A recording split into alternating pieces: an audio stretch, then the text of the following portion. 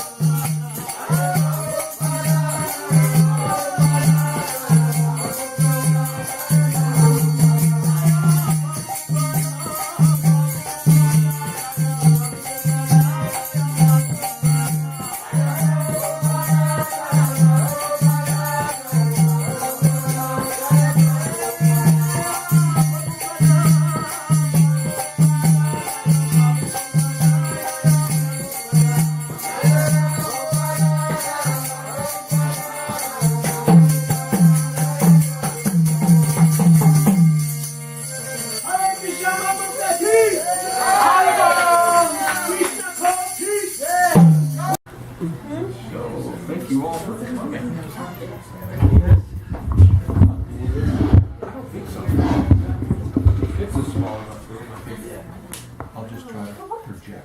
Okay. I don't know. So this is your first time here? Yes. Yeah. What's your name again? I'm sorry. Daisy. Daisy. How can I forget you? Nice of you to come. How'd you find out about this madness? Yeah, it's her fault. Huh? You get the blame. Good to see you again. Good to see you again. Thank you for your angelic. Very nice. So, what do we want to talk about tonight? Anybody have any desires? What are our desires? How about peace? Peace. All right. That's a good suggestion. Could you? How do we achieve peace?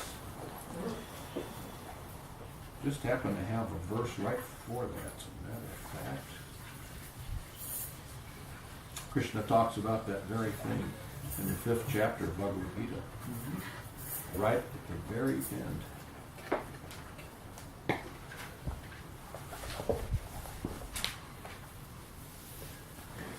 Krishna says, Bhoktaram Jagatapasyam Sarva Loka Maheshwaram Shuridam Sarva Bhutanam Yatpamam Shantavarichyati. What that means in English, a person in full consciousness of me, knowing me to be the ultimate beneficiary of all sacrifices and austerities, the supreme lord of all planets and demigods, and the benefactor and well-wisher of all living entities, attains peace from the pangs of material miseries. We want peace, Krishna says, here's what you do. Srila Prabhupada says, the conditioned souls within the clutches of the illusory energy are all anxious to attain peace in the material world, but they do not know the formula for peace, which is explained in this part of the Bhagavad Gita. The greatest peace formula is simply this. Lord Krishna is the beneficiary of all human activities. Men should offer everything, and ladies too, should offer everything to the transcendental service of the Lord, because he is the proprietor of all the planets and the demigods therein. No one is greater than he.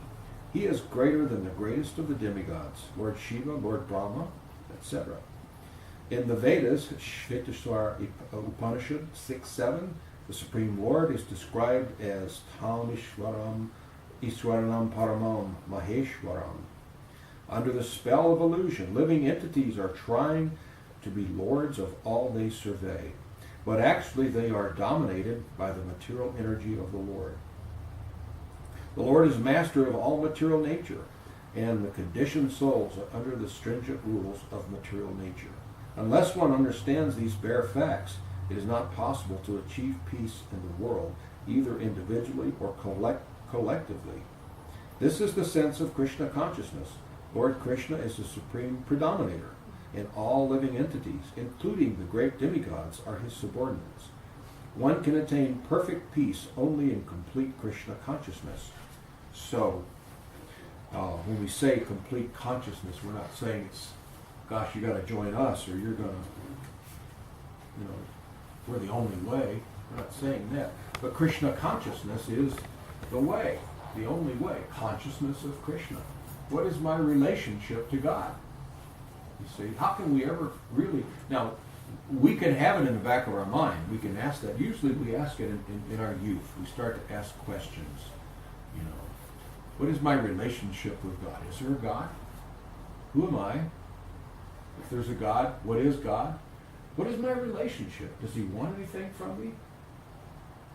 And if so, what? You see? Well, we don't get a lot of answers to all of this. We get a lot of speculation, and we get some of this, kind of like, well, forget that, just do this and you'll get that kind of thing. And if you don't do this, then you're going to get some punishment, you see. Our point is that we're already punishing ourselves by being in this material world. This is not a nice place. Today the weather was really sweet.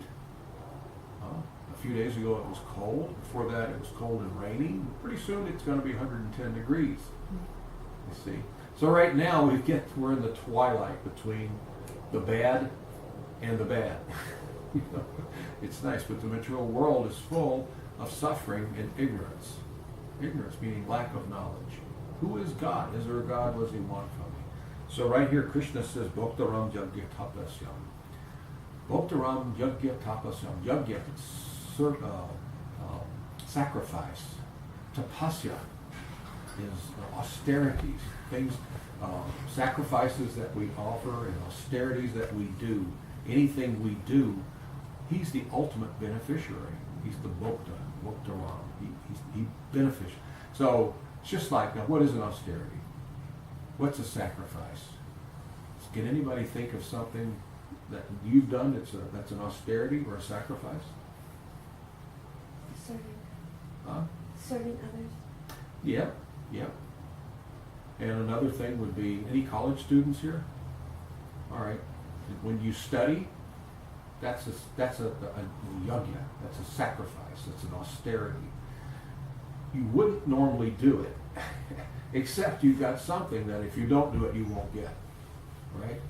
So it's not like you would do it even if you didn't get a grade and a degree. Sometimes people study subjects, you know, maybe musicians or something. But typically we may study something we don't really want to do. We'd rather go to Krishna Cove and have pizza. Mm-hmm. We're going to have pizza and ice cream, aren't we? All right. All right, you see? So, you got your wish. Krishna granted your wish. So, but the ultimate recipient, or the beneficiary of all of our sacrifices and austerities, is Krishna. It all belongs to him, you see.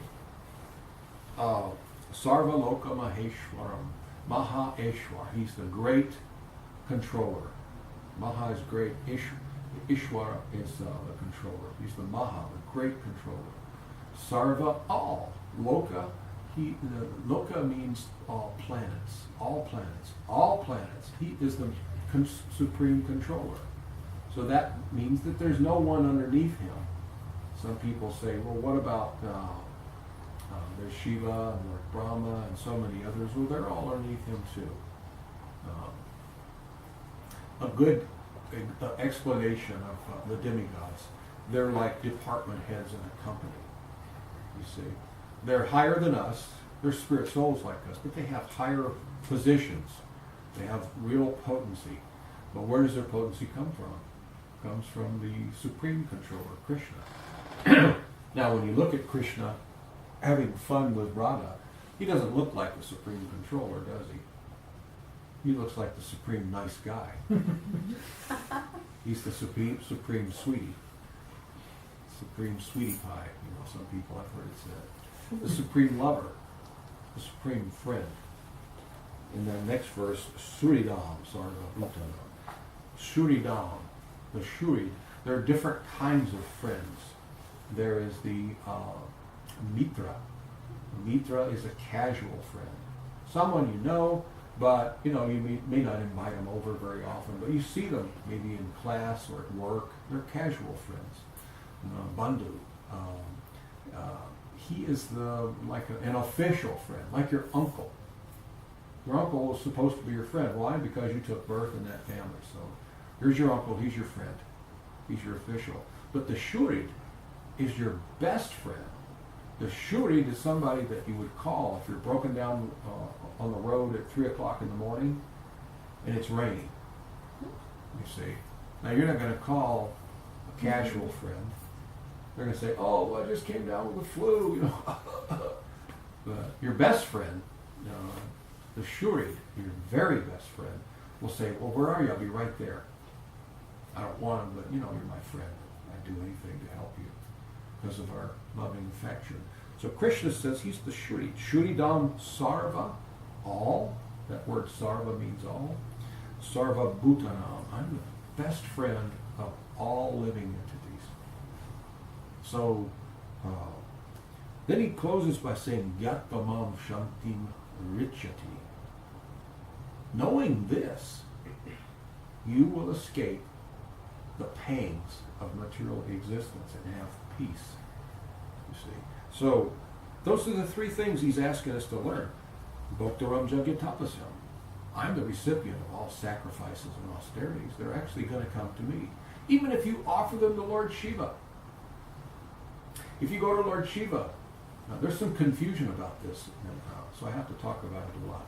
If you go to Lord Shiva, he's very easily pleased, and he may grant some wish that you may have. If you can please him in some way by making some nice offering and you want some return, he will grant it. But where does he get it? He gets it from Krishna. It's like if you go check into a hotel, okay, and you go up to the desk and there's a young man there, and he says, "Yes, sir, can I help you?" You say, "I'd like a room for the night." "Oh, okay. I can grant your wish for $100. Okay, here's your $100. This is my jugya. This is my sacrifice. I'm giving some of my hard-earned. That's my tapasya. So I'm making some offering to you. You're granting me a room." Okay, but that young guy, he probably doesn't own the hotel. And he's not going to take your $100 bill and put it in his pocket. And he doesn't have a room. Mr. Patel, the guy who owns the hotel, most hotels are owned by guys named Patel now from India. Mr. Patel is the guy that owns the hotel. He's providing the room, you see. Johnny Smith, who works there, he's just accepting your offering. He passes it on up to Mr. Patel.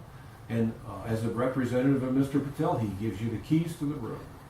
This is the nature of the demigods, you see. Just because they'll give you doesn't mean they're supreme or anything like that. It comes through Krishna. So we have to understand that, you know, that Krishna is the Lord of all the planets, including the demigods. He's the supreme controller. So I know Krishna is the supreme controller. I know he's the recipient of all penances and austerities. And I know he's the best friend of all living entities. That will give me peace. Just knowing that. Yes, my Lord. Are they kind of like saints? I mean, could you do a comparison like that of demigods to saints? Kinda maybe. Yeah. Or like Jesus and the Lord. They're not like Jesus, you know. They basically have jobs to do, high jobs, big positions. You know, they're in charge of administering certain things, like Lord Indra is in charge of the rains and like that.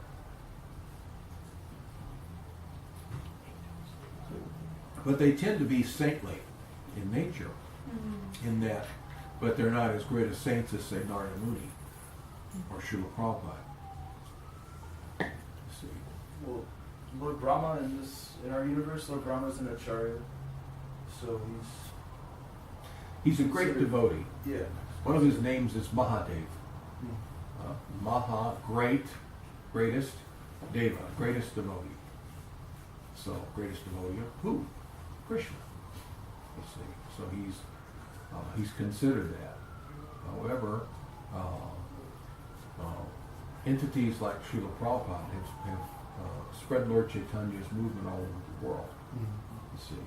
So where he has certainly saintly, he's a great demigod, he's a great devotee. But not on the level of someone, say, as Srila Bhaktisiddhanta or Srila Prabhupada. The demigods are very interested in what's going on in this ISKCON movement because they've seen it go all over the world. You see, it's kind of exploded, and they're very interested. This is very pleasing to them. You see. So if we know these things, then we'll achieve peace from the pangs of material energy. The material energy is always giving us some sort of suffering. What does that suffering do? You know? What's it from? It's from our misidentification of who we are. I keep thinking that I'm an American, I'm a man, I'm a this, I'm a that, I'm a Democrat, a Republican, or whatever. I'm a human being, but none of those things are true. I, the living entity that will live on, that was here before this body and that will remain after the body. I'm an eternal living entity, and my activity, my eternal activity, is a close associate, friend, and servant, lover of Krishna. You see? So we have positions similar somewhat into Radharani with Krishna. A loving exchange. You see, that's what we are. That's why, when you think about it, it answers so many questions. You see, like no matter who we are, no matter how good our parents were, we had such good upbringing, whatever, everybody from time to time will feel unloved. You know? And everyone seems to be chasing love. Everyone wants more of it. See, haven't had enough of it yet. So, but we can see the nature of this material world is not a very loving place. It's not a great place for a loving exchange the way we live our lives in this material world. We live our lives in such a way that I'm looking out for number one. I'm looking out for me, you see. And someone might be, I might love them if I think that I'll get something from them. I'm willing to give them something, but it's got to be reciprocal. You know, I want it. If I love you, you better love me back. You see, if I scratch your back, you better scratch mine. I better get some enjoyment. You see, maybe I'm pleased that I find a lover that's very pretty, and so she's pleasing to my eyes, she or he, you know, and they make you feel very happy and very proud whenever you show up in public with them. People say, oh, look, what a beautiful lover you have. You must be a very special person, you see. So my ego gets bigger, and that's what you do for me. And therefore, I love you. So long as you're doing that, you stop doing that, and I'm going to look for someone else that will fill your shoes. You might find somebody who's even better, you see. And that's the nature. 53% of all marriages in America end in divorce.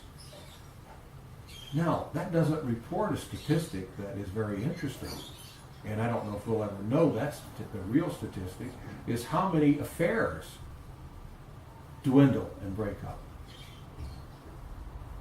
You know, we're talking about the ones that go all the way to the altar.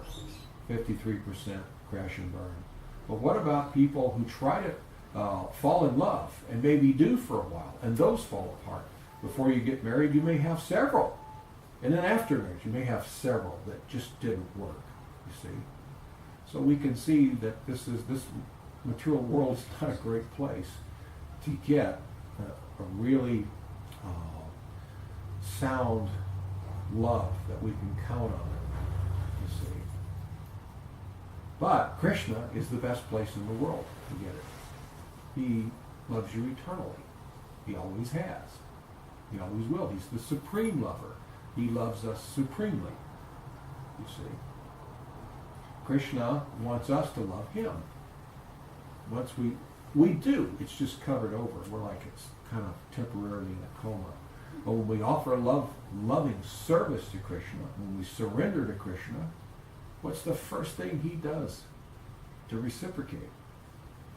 He surrenders to us. It's not a one-sided thing where Krishna says, you better bow down and surrender. When we offer loving surrender to Krishna, he surrenders to us. That's what lovers do. You see, it's a mutual surrender. You see, Krishna wants that loving reciprocation to the point that we don't even consider him so much God. You see, it's not necessary. It's not necessary for him for you to think of him as God if you love him. As a matter of fact, the God thing gets in the way of love. Pure love can only go so far. You know, you find out the person you're in love with is God. That's tough. That's tough to deal with. You know. I mean, sometimes they may do something that gets on your nerves, and you want to say, "Would you just stop that?" Oh, I'm sorry. I didn't mean that. I don't know. I lost my head there for a minute. Love you. Yeah, So Krishna wants to overcome that awe and reverence. He's not interested in awe and reverence. He wants your love. He wants us to dedicate all of our love to him. And he's going to dedicate all of his love to us. Now he can do that because he's the supreme, and at the same time dedicate all of his love to all other living entities. You see? Because he's God, he can do that. So, any questions so far? Comments? I was wondering, like, what else, knowing all of that, to get the peace and to come to Krishna consciousness, is there anything else, or do you just have to intellectually know it? And is it saying that, like, that will just, like, bring you peace because you're in Krishna consciousness, even though you're, like, still in this world? Yeah. Or immediately, like, is it saying that you will, like, transcend to the lotus feet of Krishna, like, after this life and skip all of the other planets if you, like, live your life that way? That for sure, yeah. But you don't have to wait till you die to get it. To get Krishna prema. Krishna prema is the topmost love. You know, in the material world, we use that word love for everything. Gee whiz, don't you love this weather? Love your shoes. Love what you've done with your hair. Love your car. And then I love you. And then I have to fill in the blanks. I have to assume, oh, when you say you love me, you mean you love me more than anything. You see? And then when I challenge it later on, when it starts to fall apart, well, I thought you said you love me. Well, I didn't mean like that, I mean, I didn't, I love you like I love your shoes. So, but in Sanskrit, there are many words for love, and there are different levels of love, of which prema is the highest. Prema is love all the way, sold out love that can't possibly end.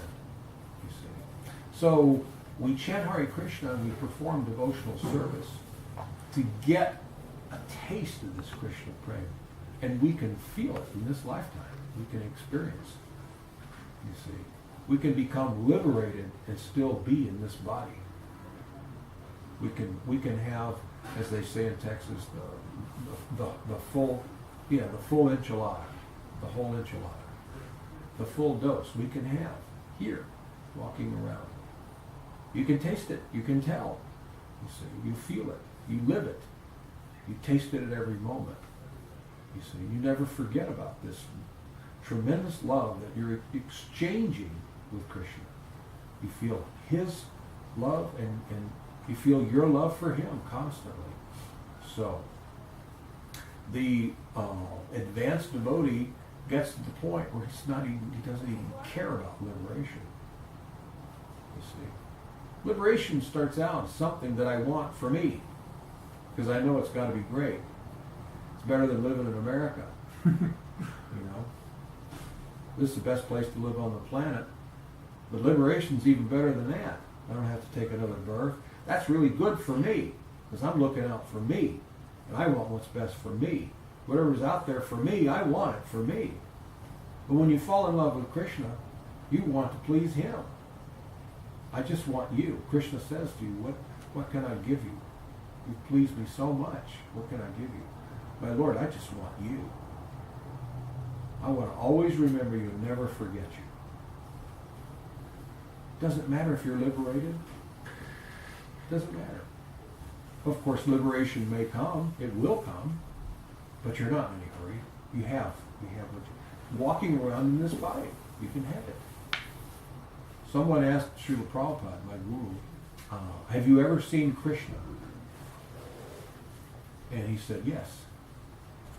And they said, when? And Prabhupada said, always, every minute. Never seen anything but Krishna. You see, walking this planet, but really not of this world. That's what we mean when we say lotus feet. Lotus feet. The lotus leaf grows in the water, or the lotus plant, and you can see the leaves are floating on top of the water. And so I've actually done this in India around lotus flowers. I've always heard this, so I wanted Years ago I thought, well, I got to check this out. So I went and I picked up the lotus leaf out of the water. And it's been in the water, you know. You can splash water on top of it, and you pick it up, and then feel it, it's perfectly dry. It doesn't get wet. It's in the water, but the water doesn't wet it. There's the nature of it, you know. So, lotus feet, those feet that walk on the earth but never touch them.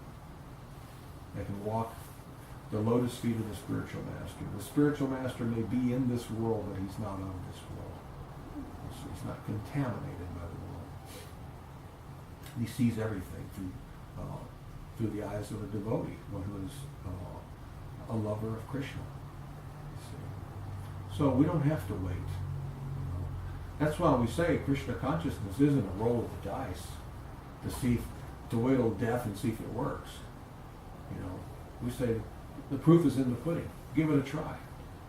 If you don't feel better, if you don't feel this love of Godhead starting to happen, I'm not going to say you're going to get Krishna prem right away. Chant Hare Krishna. Offer some loving devotional service to Krishna. And if you don't get what you think you should, drop it. Walk away. You see. What do they call it? Like a money-back guarantee. You know. I saw one of these commercials on television one time. Try it for 30 days or something like that. Unconditional guarantee. Unconditional. Try it for 30 days. If you don't like it, we'll refund your money. So, Krishna will gladly refund your money. You see. Because it works. The process works. It never fails.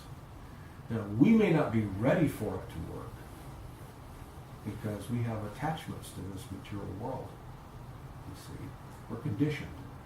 I've been doing like this for so long that it's difficult. We see that people are conditioned so much.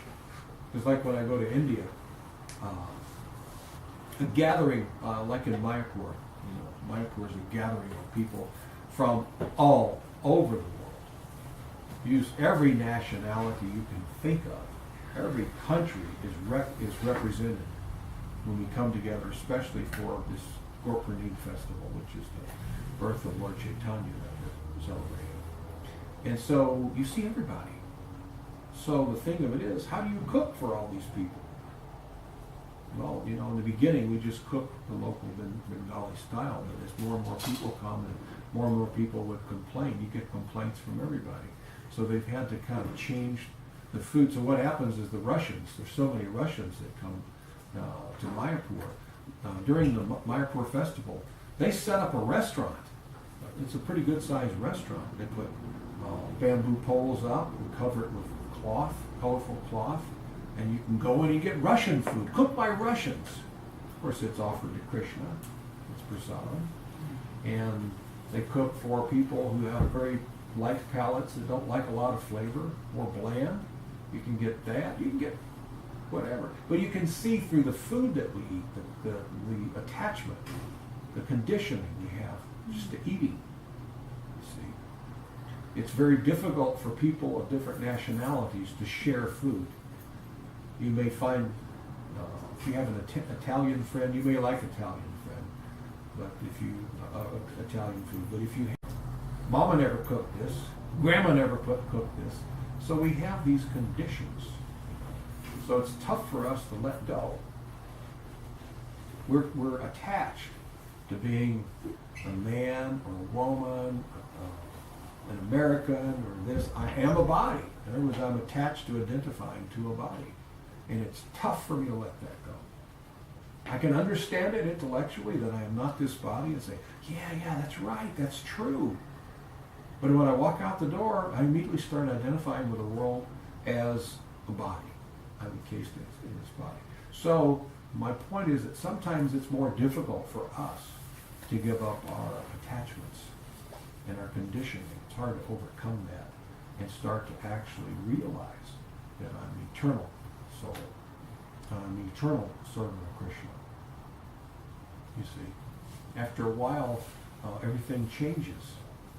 As you become more and more Krishna conscious, you know, you're not attached to, for instance, music that you used to be attached to, doesn't sound the same. Foods that you used to be attached to, they just don't have that appeal. You've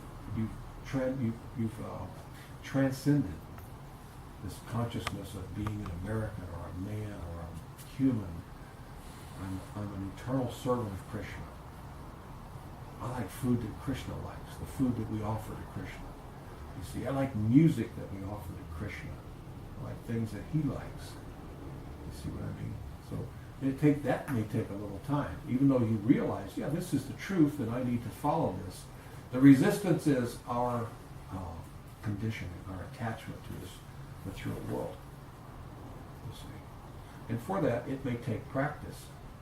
But if we could let go of our attachment, you could be liberated tomorrow. As soon as that's the only holdup is us. But I'm still attached. I'm still conditioned. I don't want to give it up. You see, it's kind of scary to think I'm not this body. I'm an eternal living entity. I don't know what the heck that means. So it's going to take. Sometimes it takes a while for us to come to that realization. Realization, not just knowing it, but to experience it. Be totally convinced that I am an eternal living entity. I'm an eternal associate of Krishna. He's never left my side, and he never will. You see? Therefore, I become conscious of him all the time. That's Krishna consciousness. And we say that's what we have in ISKCON. If you can get that somewhere else, then fantastic. We're not saying you just have to join our church. I don't know any place else that can help you as well as we can, but there might be. I don't know. I've been all over India, but I haven't covered every square inch of the planet. You see. A lot of it, but not all of it. So, how are we doing on time? I think it's probably time for prasada. Time for what? Prasada. What kind of prasad? Pizza. Oh, pizza! Yeah! Hooray, Krishna! Thank you all for coming. Thank you. All the way to the Prabhu.